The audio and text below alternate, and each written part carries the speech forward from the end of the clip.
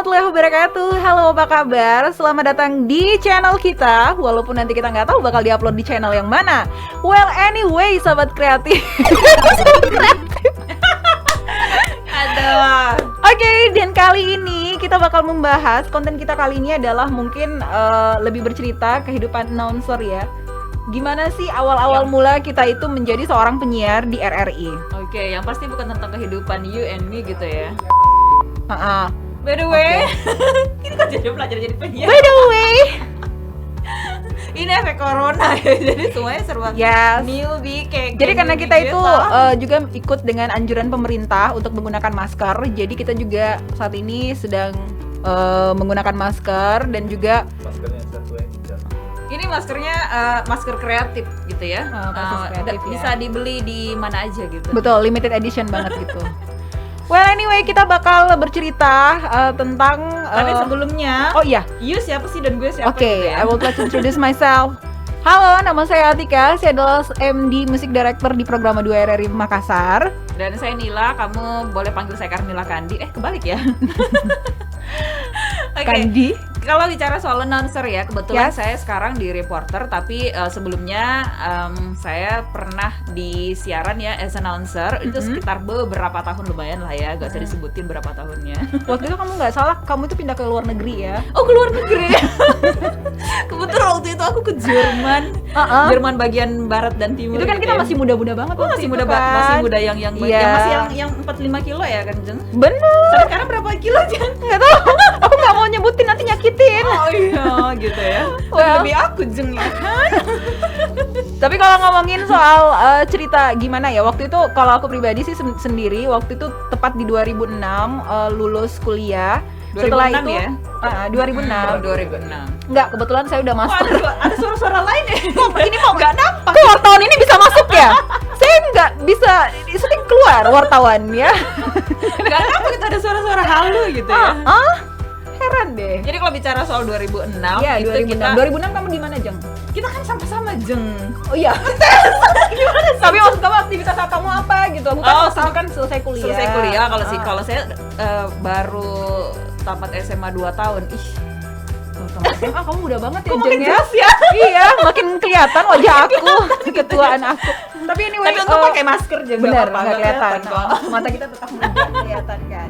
Tapi kalau ngomongin soal waktu 2006 lalu itu, awalnya kenal RRI Makassar itu dosen aku, salah satu dosen aku yang alhamdulillah sudah menjadi Kepsta saat ini, Bapak Nawir Tawihu ya. Dia mengajar di kampus aku waktu itu dan Nggak usah disebutin kampus. iya, nanti Promosi. di-beep aja. Iya. Terus dia itu menginfokan ya bahwa ada penerimaan di RRI ini. Tapi Nah, tapi iseng sih awalnya. Tapi biasanya tuh waktu dulu juga sih, bukan biasanya, waktu dulu sempat ditanya dengar RRI, tahu RRI dari mana gitu. Pertamanya di waktu tes di sini tuh ditanyanya kayak gitu, bukan tanyanya tahu ada infonya ini dari mana, bukan, tapi tahu nggak RRI. Agak shock juga ya. Iya kan, itu kan istilahnya kayak gini. Kalau ditanya waktu saya dulu sih ditanya RRI sih tahu, tapi ternyata Setelah terlibat di setelah dalam terlibat dan mengetahui semuanya, Heeh. finally saya ternyata tahu RRI itu sejak zaman Saur Sepuh, guys. Dan saya nggak tahu waktu itu yang didengar adalah RRI. Sama. Waduh, kualat ya kita. Iya emang. Nenek saya itu juga suka mendengarkan sandiwara di RRI. Dulu saya waktu kalau dulu Sandiwara ya kalau radio. ingat waktu zaman-zaman dulu ya, orang-orang di rumah itu kan sering ngumpul-ngumpul di luar gitu sambil dengar radio gitu. Iya. Dan maaf ya guys, Kita ini pun- maskernya dadakan. Jadi sebah. Kamu agak dimodif maskernya. Jadi kita pun tuh berinisiatif kita pun berinisiatif. Jadi kita pun itu kalau main nggak sengaja jadi ikut dengar Ikut. radio itu gitu. Heeh. Tutur tinular. Kalau Gitu saya kan. kalau saya dulu paling ini Saur Sepuh, sampai posternya ada. ada di rumah. Itu kamu Bayangkan- yang dengar. Iya, jadi Wah, kamu suka jadi ya? dulu itu Saur Sepuh itu di rumah, istilahnya kayak pusatnya orang-orang sekampung denger tuh di rumah. Oh Jadi kita tuh udah kayak pertama kali ada televisi tuh nonton bareng-bareng di rumah, dengerin Saur Sepuh, radionya itu siarannya tuh juga di rumah. Jadi rumah tuh penuh pas jam itu, saya kalau nggak salah kalau ingat tuh siang.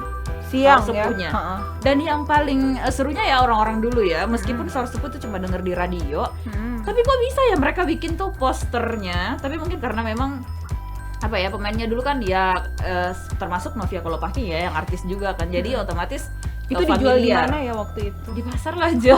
Masa dia rumah gue? Kirain online. Oh maaf. Belum online Iya ya. belum ya. Jadi waktu Kirain dulu- sahur sepuh diketik aja langsung muncul gambarnya nih Ih, kreatif. 5.000. Pokoknya bisa dibilang sih waktu dulu tuh kreatif banget ya. Iya, Belum ya. secanggih sekarang, tapi mereka udah bisa membayangkan bahwa pakaiannya para pemain sahur sepuh tuh kayak gini, modelnya kayak tapi udah gini. bisa terimajinasikan seperti itu ya. Saya ingat, Jeng. Kok bisa Jeng? Jeng, ingat banget waktu itu. Ingat lah kan kita dengerin radio nih. Iya, Jeng. Paling suka tuh yang orang tuh paling suka kalau dia udah cat.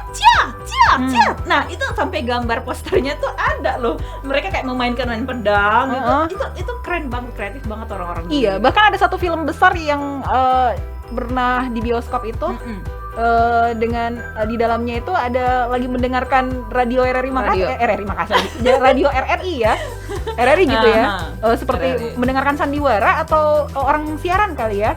Dan Waktu itu ya, dan keren banget. tune khasnya itu masih ada kok sampai sekarang. Kalau misalnya sekarang juga banyak yang mainin di TikTok dengan tune khasnya RRI itu. Oh, ya gitu. kan? Jadi memang Anak RRI itu TikTokers nih.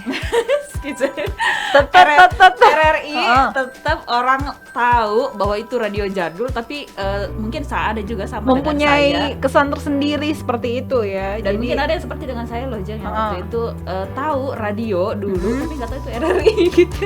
Kualat ya. tapi alhamdulillah ya, akhirnya juga berjodoh.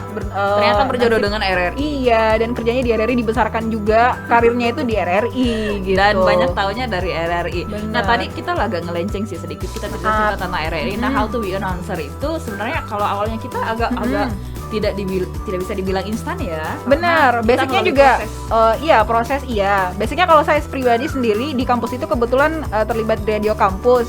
Jadi waktu itu sebenarnya nggak kepikiran bahwa akan menjadi seorang announcer sih, penyiar gitu. Pengen cari aja kerja atau kesibukan gitu kan. Nah, Tapi kan ternyata nyambung, Jeng. iya nyambung. Waktu itu minat, tapi maksudnya nggak kepikiran bahwa karena banyak yang bilang gini loh Jeng, katanya gaji penyiar itu kecil. Oh, ternyata masuk RRI dulu karena Enggak, karena waktu itu sampingan. waktu itu pada saat pengen mencoba aja gitu. Pengen Sepertinya mencoba. peluang ini kayaknya peluang emas yang nggak boleh dilewatkan gitu. Karena kan kalau kita masih muda itu, setiap ada kesempatan berdatangan gitu, kita selalu pengen mencoba gitu, mencoba hal baru gitu. Tapi akhirnya ternyata dengan peluang emas yang aku manfaatkan ini ternyata menjadi berkah juga jadi gitu. sesuatu yang banyak pengalaman juga. Awalnya sih ternyata kalau ditanya ya sama teman-teman dulu teman kuliah, kamu mau jadi apa? Rencananya kamu mau kerja di mana gitu? Nggak tahu. Aku bilangnya mau jadi penyiar gitu. Ih, gajinya kecil.